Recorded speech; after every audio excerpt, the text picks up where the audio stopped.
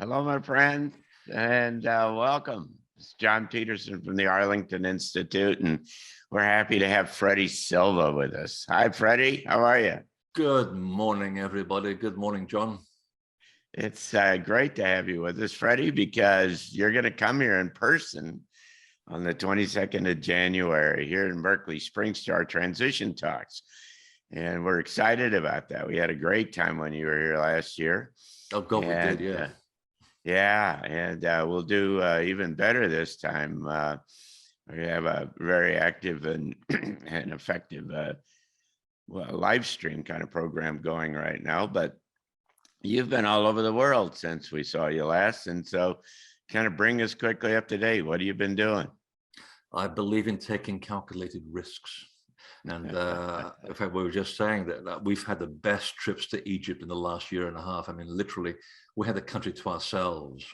At one point last March, we're the only people in the country, and they're throwing us luxury hotels for the price of tourist hotels.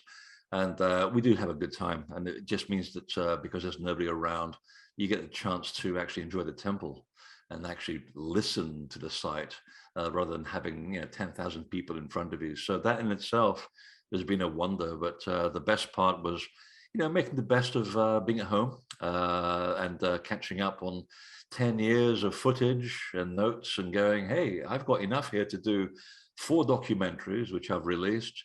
So that's that. I'm up to 13 now, and there's another 6 in the pipeline.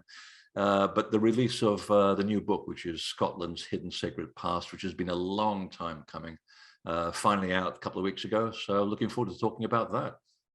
You're going to bring your book and you're going to bring your story to us on the 22nd of January. So you should talk Absolutely. to us a little bit more about what you got in mind. Well, Scotland's weird because you think that because it's part of Britain that we know so much about it, but we don't. There's hardly anything written in Scottish history about Scotland.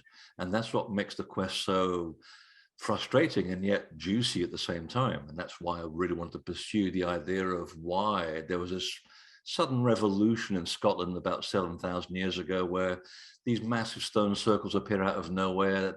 We have horn mounds, we have hollow towers, and they don't belong in Britain. They didn't belong anywhere. And it's been frustrating archaeologists for a long time.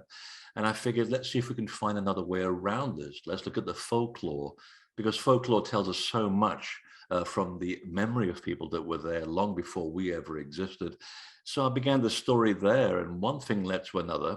And eventually I began to look at the memory of words, because back in the day, people used to call things by what happened at the location, or there was a historical event, or it was associated with somebody special. So the names of places mean something. And quite by coincidence, someone gave me a book on Armenian language, and the answers were all in Armenia. So to look at Scotland's prehistory, you had to travel all the way to Armenia to find out what was going on there, and then backtrace everything back to Scotland, back to Scotland and Ireland. And we find that these people that we keep talking about, the Anunnaki, they didn't just go away, they migrated. So that was part of the big reveal that I found. Well, this is really quite interesting because I was going to ask you, what's that have to do with today? But you've just opened the door into this whole notion of the Anunnaki, and talk a little bit more about that. Yeah, and again, it really concerns the movement of language over time. So by the time and I believe I finally located the original home place of the Anunnaki quite by accident. I really wasn't looking for it, but it's in the Armenian tradition. The thing is, I have to actually literally read Armenian and understand Armenian. So I actually taught myself. And someone friended me on Facebook, who turns out to be one of the leading historians with the University of Yerevan, and she was helping me with the whole project. So incredible. And I found that putting one piece together, the Armenian people were very influential, one of the earliest cultures which precedes that of Sumeria. That was the first surprise, that there's something older than Sumeria. And two, as the years progress, these people become part of a big culture around the Black Sea and the Caspian Sea that became known as the Scythian culture. And there, the Anunnaki, the people of Anu, became the Tuatha Danannu. and they became the royal bloodline of the original Anunnaki. They were the kings, queens, princes of the region. They intermarried with Egyptian princes as well. And eventually, with the migration and of people because of changing weather patterns around 6000 BC in Europe, they ended up going in two waves. One went down to Greece, all the way to the Mediterranean through Malta, and into Sardinia, where we also find a big connection to the origin of Scotland's sacred sites. They eventually moved around Portugal to create the oldest city in Europe called Braga, and then they moved north to create Carnac in France. Wales, the country, which its original name is Armenian, by the way, Cymru, it's an Armenian name, and it still exists to this very day in Armenia, by the way. So Wales has its counterpart. And from there, they went off to Ireland, and the other group went over through Denmark, Scandinavia, all the way to Orkney, where we have the oldest sacred sites in Britain. And then they took their know-how down to Ireland as well. So there's a sort of a pincer movement that's going on in Europe. And by the time they reached Ireland, they were called the Tuatha De Danann. So same people doing exactly the same things, the same tall, light-skinned, blonde, blue-eyed people, and also tall, red-haired and green-eyed people. And when the church shows up, when they did in I believe it was around the 5th century in Ireland, they were astonished to find that the Tuatha De Danann and their lineage was still quite alive and well there.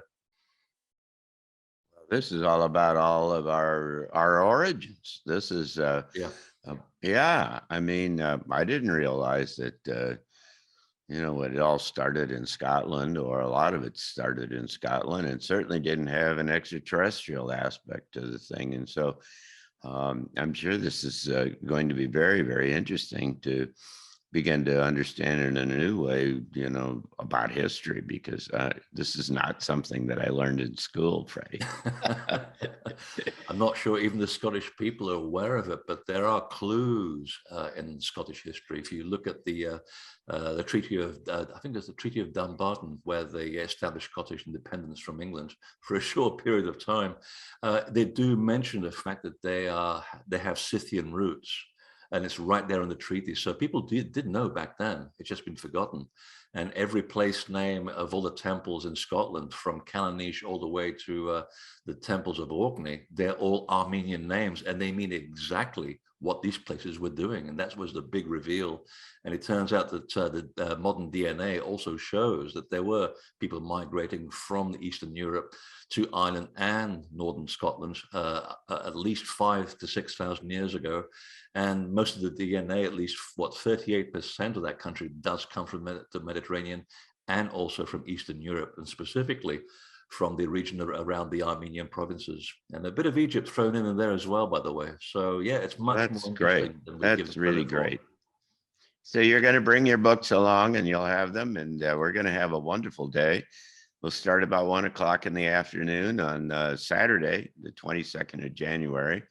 And we'll have it at, we've got a new room, Freddie, and the Cool Fawn, a big one. Oh, and it's goody. got a bar. Of course. It's got a bar on the end of the room. And so let's start early. Yeah, we do. We start early, and we open up and have a little reception at the end of the program, and then we all go upstairs and have dinner, and it's really going to be a good time, and it'll be wonderful to have you with us again. So what an excellent idea. Yeah. Last time we did this with the Scottish Rite Freemasons in Seattle, we were drinking mimosas at 10 in the morning, and I don't remember the rest of the afternoon. Well, it isn't going to be that bad, but it's but we will have a good time. And so if you're watching this, you can get complete information at TransitionTALKS.org.